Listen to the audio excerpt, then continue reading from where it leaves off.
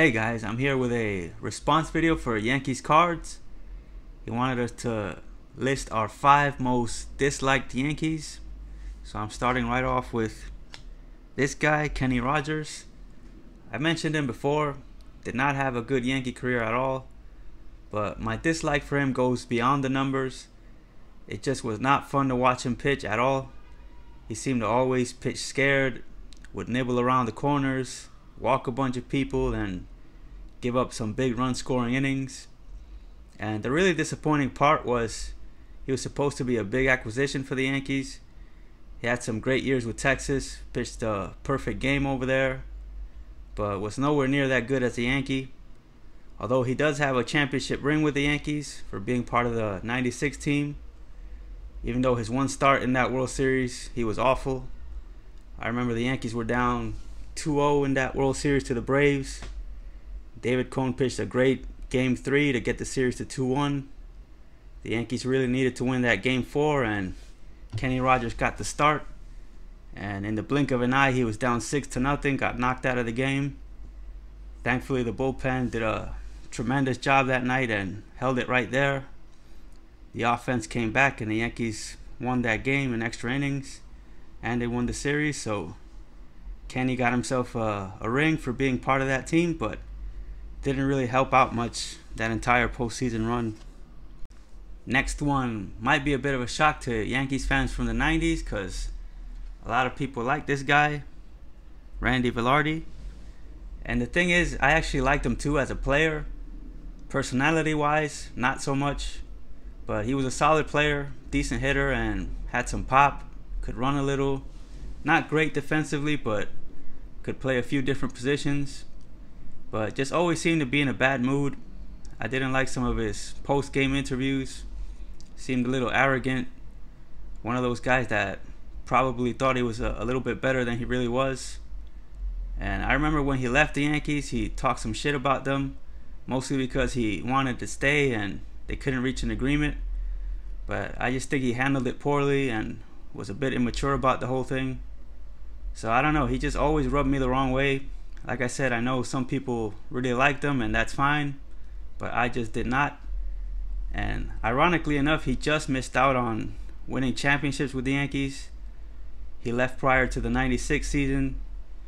Yankees wound up winning the World Series in '96, '98, '99, and 2000.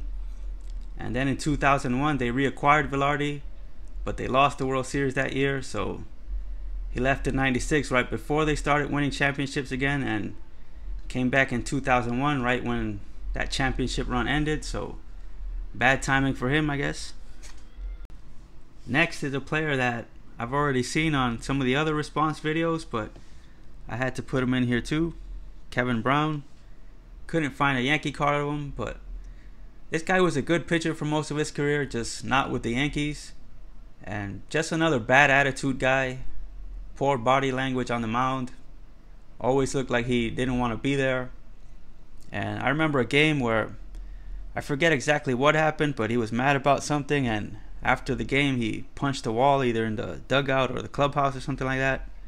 Wound up breaking his hand and missing a few weeks. And I remember actually being happy that he was missing a few weeks. That's how much I disliked him. Just did not like to watch him pitch at all.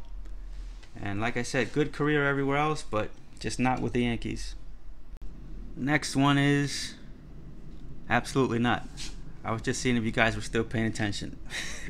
Actually, Mariano might be my next Yankee PC video if I ever get around to making it. But next guy on the list is Kei Igawa. And I actually feel kind of bad putting him on here because for all I know, he might have been a really nice guy. I actually don't know a whole lot about him.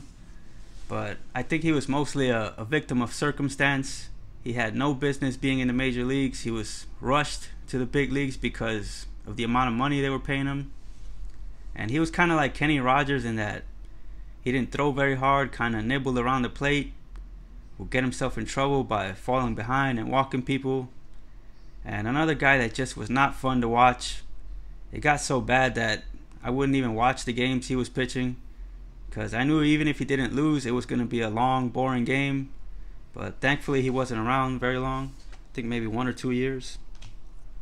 Alright, last one, and I kind of cheated a bit on this one because I actually really like this guy now, but I disliked him a lot years ago when he first became a Yankee. And it's Ruben Sierra. I remember the Yankees traded Danny Tartabull for him back in '95, and Sierra actually played pretty well back then. He was providing some power. He helped them win the wild card that year.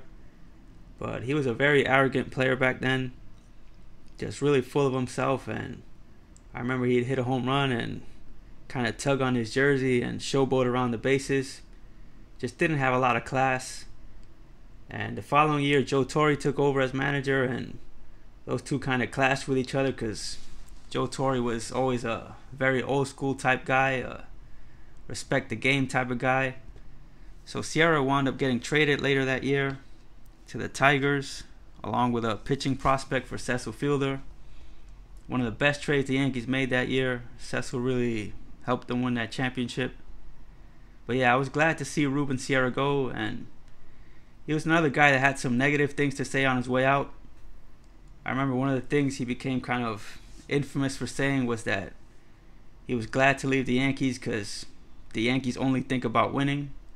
And I just remember thinking that was a really stupid thing for him to say, because shouldn't every team be thinking about winning? And I think to this day he kind of gets made fun of for saying that. But yeah, I was pretty much done with him, and he wound up bouncing around to a bunch of other teams, then wound up completely out of baseball. And I think that's when things kind of changed for him. I think he started to realize that he had to mature and stop taking the game for granted.